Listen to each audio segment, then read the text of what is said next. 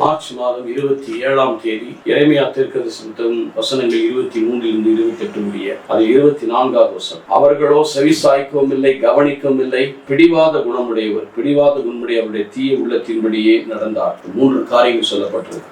They were not listening. மற்றதெல்லாம் கேட்பாங்க, கவனிக்கவும் இல்லை. They were not pay attention. பிடிவாத குணம். ஒரு இறுகிய உள்ளம் படைத்தவர்கள் முன்னோக்கி செல்வதற்கு பதில் பின்னோக்கி சென்றார். Instead of going ahead, they were going behind. இன்றைக்கு நாம் கடவுளுடைய இதனால் என்ன ஆச்சுன்னா, நீ என்ன சொன்னாலும் கேட்க மாட்டாங்க, நீ என்ன கூப்பிட்டாலும் பதில் தர மாட்டாங்க.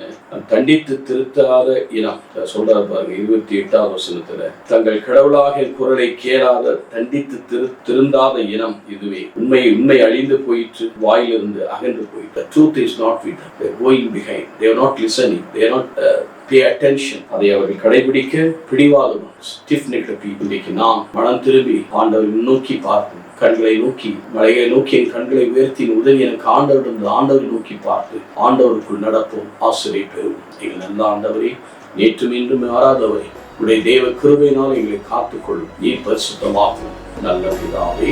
ஆமென்.